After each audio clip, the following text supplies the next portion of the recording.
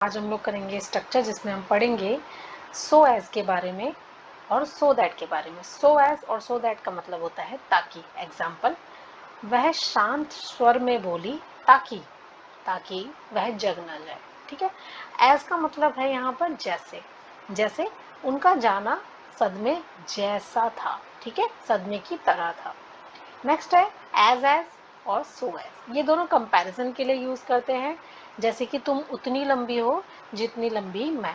ठीक है, आज की कारें उतनी अच्छी नहीं है जितनी पहले की कारें थी। तो इस टाइप के सेंटेंसेस अगर हमें बनाने हैं तो हम लोग इनका यूज करेंगे। तो चलिए करते हैं वीडियो को स्टार्ट, वन बाय वन समझेंगे सबको।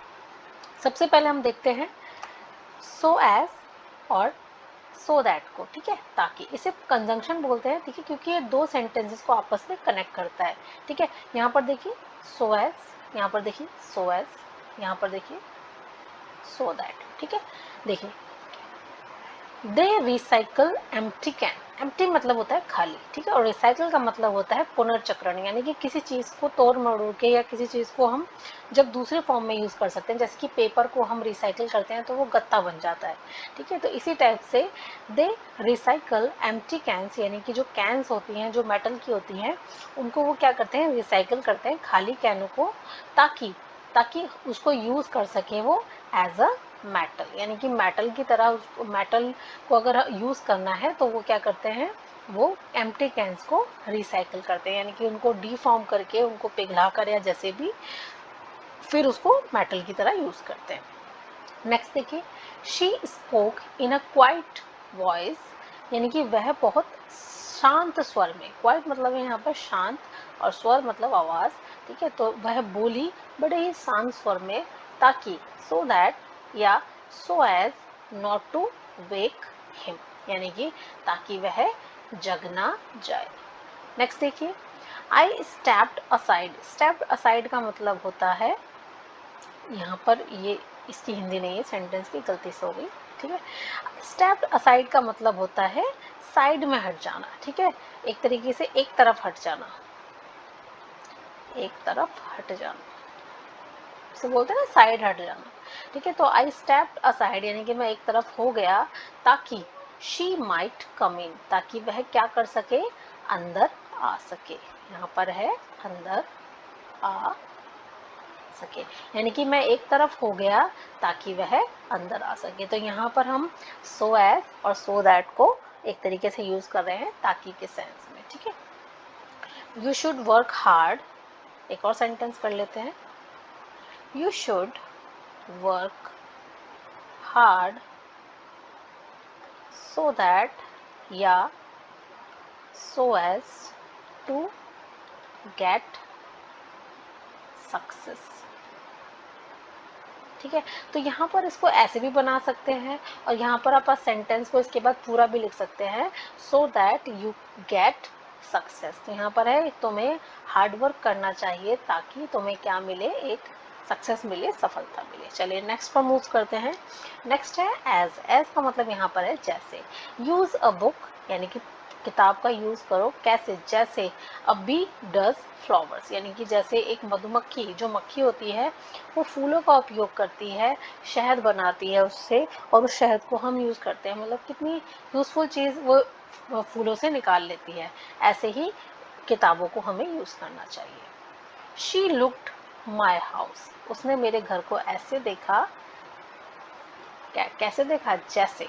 यहाँ पर देखिए, शी लुक्ड माई हाउस, यानी कि उसने मेरे घर को देखा जैसे इट वॉज हर्स, यानी कि जैसे वो क्या हो, उसका हो। ठीक है, his going came us, sorry his going came, यानी कि उसका जो जाना था वो हमें कैसा लगा, एज अ शॉक, यानी कि जैसे सदमे की तरह। यानी कि जो उसका जो जाना था, यानी कि उसका ये his going, उसका जो जाना था हमें कैसे लगा, कैसे लगा वो हमारी तरफ किस तरीके से आया। वो यहाँ पर लिटरली कोई चल के नहीं आ रहा है, यहाँ पर कोई फीलिंग है जो आप महसूस कर रहे हैं। तो his going came as shock। चलिए नेक्स्ट देखते हैं, ये बहुत इंपॉर्टेंट है, एज और सो एज और सो एज को हम उतना जितना के सेंस में यूज करते हैं। अब यहाँ पर देखिए, दोनों को हम लोग यूज कर सकते हैं पॉजिटिव सेंटेंस बनाने के लिए और नेगेटिव सेंटेंस बनाने के लिए, लेकिन इसका यूज केवल नेगेटिव सेंटेंसेस के लिए ही होता है। यानी कि नेगेटिव चीज़ को अगर हम कोई कंपैरिजन कर रहे हैं और वो नेगेटिव है तो तब हम सो एज का यूज करेंगे। एज को हम लोग नेगेटिव और पॉजिटिव दोनों सेंस में यूज कर सकते हैं, लेकिन इसको केवल हम नेगेटिव कंपैरिजन के लिए ही यूज करेंगे, पॉजिटिव के लिए नहीं यूज कर सकते। यहाँ पर देखिए this is as good as that, यानी कि यह उतना अच्छा है, यह उतना अच्छा है। यहाँ पर एज का मतलब है उतना, तो यह उतना अच्छा है जितना जितना कि वह, यानी कि यह इतना अच्छा है जितना कि यह है। अब यहाँ पर देखिए ये कंपैरिजन हो गया हमारा पॉजिटिव, ठीक है, तो हमने कैसे यूज करा, एज से। अब यहाँ पर देखिए नेगेटिव देख लेते हैं इसका use, it is not as good as that, यानी कि ये उतना अच्छा नहीं है जितना कि ये है। तो यहाँ पर ये हमारा कंपैरिजन हो गया नेगेटिव। तो ये दोनों सेंटेंस ठीक है, क्योंकि हम इसको एज को दोनों सेंस में यूज कर सकते हैं। लेकिन यहाँ पर देखिए this is so good as that, यानी कि ये उतना अच्छा है जितना कि वो।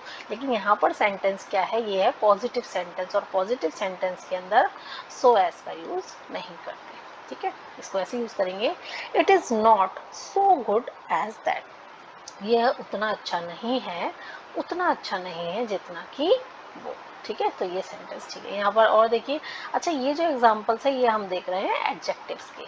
एडजेक्टिव मतलब जो किसी चीज़ की विशेषता बताते हैं। यहाँ पर देखिए गुड मतलब अच्छा, तो एक विशेषता बता रहे हैं। तो यहाँ पर एडजेक्टिव का कंपैरिजन देख रहे हैं हम। अब यहाँ पर देखिए एडवर्ब का कंपैरिजन। एडवर्ब यहाँ पर क्या है, वेल, वेल माने भी होता है अच्छा। तो देखते हैं, Annie plays as well as John, यानी कि जो एनी है वो अच्छा खेलती है, वेल अच्छा खेलती है, उतना अच्छा खेलती है जितना कि जॉन। अब यहाँ पर देखिए एनी उतना अच्छा खेलती है जितना जॉन, लेकिन यहाँ पर हमने सो एज लगाया है, तो ये सेंटेंस हमारा गलत है। क्यों, क्योंकि हम इसको केवल यूज करते हैं नेगेटिव कंपैरिजन के लिए। अब यहाँ पर देखिए एनी डजंट प्ले, यहाँ पर डजंट क्यों लगा है, क्योंकि यहाँ पर हमारा प्रेजेंट इंडेफिनिट का सेंटेंस है, तो उसमें क्या लगता है, उसमें हम लोग लगाते हैं डू और डज। तो Annie doesn't play as well as John, यानी कि उतना अच्छा नहीं खेलती जितना कि जॉन खेलता है। तो ये सेंटेंस हमारा ठीक है, नेगेटिव सेंस में यूज करें, क्योंकि एज को हम नेगेटिव पॉजिटिव दोनों में यूज कर सकते हैं। और यहाँ पर देखिए Annie doesn't play so well as John, तो ये यहाँ पर सेंटेंस ठीक है, क्योंकि हम यहाँ पर इसका नेगेटिव कंपैरिजन कर रहे हैं। अब कुछ और सेंटेंसेस देख लेते हैं जिससे आपको इसको समझने में आसानी होगी। यहाँ पर देखिए द लास्ट सॉन्ग इज, जो आखिरी गाना था वो है एज बिग एज, तो यहाँ पर ये बिग क्या है, ये यहाँ पर है एडजेक्टिव, विशेषता बता रहा है कि वो बड़ा है, लंबा है, ठीक है। तो आखिरी गाना जो है उतना लंबा है, as big as the previous song, यानी कि जितना पिछला, इससे पिछला जो गाना था, मान लो 10 गाने हैं तो 9 और 10, तो ये 10वां जो गाना है ये उतना लंबा था जितना कि 9वां, ठीक है। तो प्रीवियस यानी कि 10 से पहला क्या है, 9।